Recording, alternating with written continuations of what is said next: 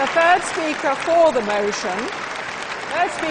motion is Professor Anthony Grayling, Professor of Philosophy at Birkbeck College, author of many books about philosophy, Berkeley, Wittgenstein, Russell, biography of Hazlitt. He also wrote a book called What is Good? The Search for the Best Way to Live Appropriately. And his new book is called Against All Gods. Professor Grayling.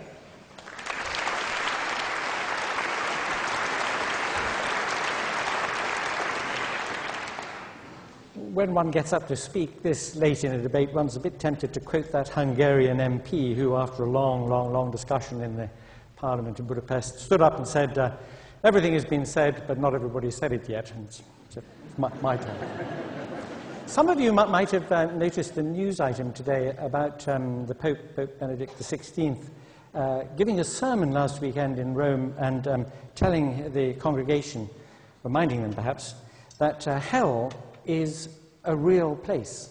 It's a palpable, tangible place, and the eternal fires of hell really exist, and those who don't accept Jesus, he said, I'm paraphrasing here, will roast eternally because of their failure to do so.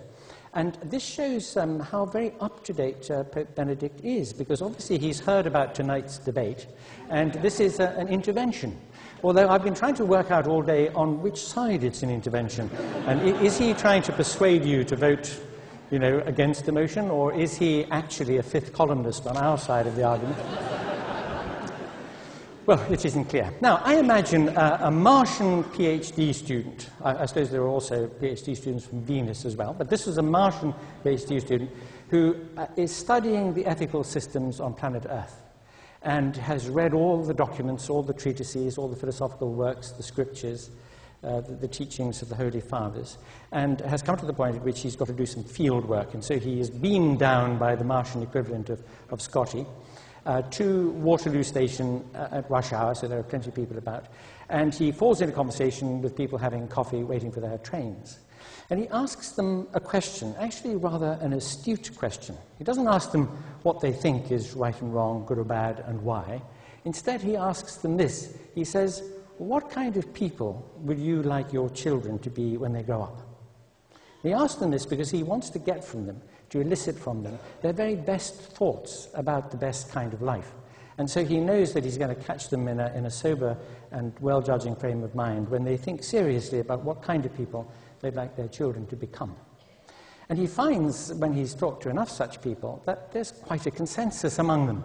They say things like this: I'd like my children to be responsible people. I'd like them to take responsibility for themselves, get an education, get a good job. I'd like them to have a family and friendships, deep friendships, because they're so valuable and enriching. And with their family as well, I'd like them to care for their children tenderly and carefully, and I'd like them to bring up their children to think for themselves and to take responsibility for themselves. I wouldn't want my children to be just always submitting to the authority of, I don't know, a politician or a teacher. Or, I'd like them to be inquisitive and to inquire and to think for themselves. And then the Martian PhD student says to them, it's absolutely extraordinary that all you people say these things about what you want for your children, because this is nominally a Christian country, isn't it? I mean, and isn't it the case that even if you no longer actually believe the tenets of the Christian faith, you were sort of in the position of the young man from Moldavia? You remember that little poem, there was a young man from Moldavia, couldn't believe in the Saviour, so he erected instead, with himself as the head, the religion of decorous behaviour. And this was meant to be, deduced or inferred, at any rate, from the basis of Christian morality. But this is nominally a Christian country, says our Martian. How can it be that you said what you said? It's astonishing. Because in the New Testament, you are taught to take no thought for the morrow. Consider the lilies of the field. Don't have a pension. Don't put money aside. Don't educate your children and help them to prepare for a future. Take no thought for the morrow. The lilies of the field don't, and yet you are not arrayed as these. Also, give away all your money, give it away to the poor, and follow me. Then you are going to, if you have possessions, it's going to be very, very difficult for you to get into heaven. The eye of the needle, well, we know how that's been glossed in the centuries since, but it just says it's more difficult for a rich person, a comfortably off person, to get into heaven and to pass through the eye than for a camel to pass through the eye of a needle. In other words, the teaching of the New Testament ethics, which I would submit to you is not bad as teachings of ethics go. It doesn't really compare to the great systems of Aristotle, let us say, or the Stoics, or of Buddhism. Theravada Buddhism is not a religion. It doesn't have any supernatural beings in it. It's a philosophy. Or of the moral outlook of the Enlightenment, or of some of the thinking about the good life, the well-lived, decent and responsible life today, none of which appeal to the existence of supernatural agencies as the source of a divine command. All right? It's not, the Christian ethical outlook is one of the better of those. And yet when you look at it and you see what it demands of you, it is very contrary to the way we think of a decent life now. And moreover, it says, and I can imagine the Martian PhD hearing from his interlocutors on Waterloo Station that they want their children to be happy. Happy, says the Martian PhD student. I mean, it says, blessed are they who weep and mourn. I mean, don't you want them to be miserable so they can get into the afterlife?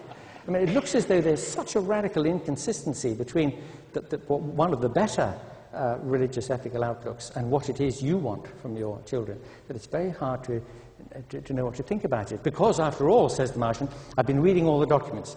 And as a result of reading them, I said to Scotty, the chap who beamed me down from Mars, I said, look, be very careful, won't you, about where I end up, both time and place. So I don't want to end up in Israel at the time of Moses, just in case they mistake me for a Midianite or an Amalekite or any of the others who were massacred.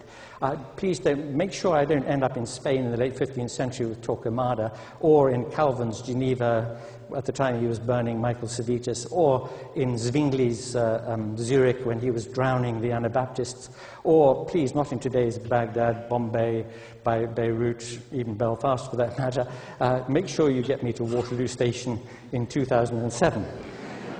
Because when I'm not thinking about the better of the religious moralities in the Christian New Testament, gosh, really? I think about all these other teachings, I find that it is not simply a question of the teachings being very questionable, not just a question of the practice allegedly based on those teachings, which is very questionable, but the entire assumption, the entire outlook about what it is to be a good person and to live a good and decent life, which is so at odds with the way we in our secularized modern Western liberal democracies have come to see as life of achieving and flourishing and doing well for others. And I end on this one note.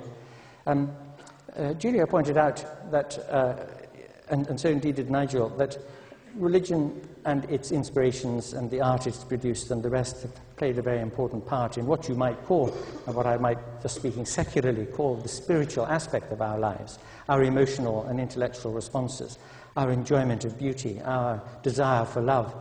And I mention this to you, as Hitch, in his eloquent intervention during that moment, was implying, those who don't have a religious outlook appreciate a fact about human beings, but for all their capacity for greed and unkindness and cruelty and the rest, they also have a remarkable capacity for the good, a deep sense of connectedness with other people and a desire to be connected with the world as a whole. You look at people in their gardens, or going for a walk in the country, or at a concert, or looking at pictures in an art gallery, and you see that you don't need supernatural agencies or religions or ancient scriptures to explain the fact that human beings are capable of good, and that most of the good that there is in the world has come from that source and not from some alleged supernatural source. Many thanks.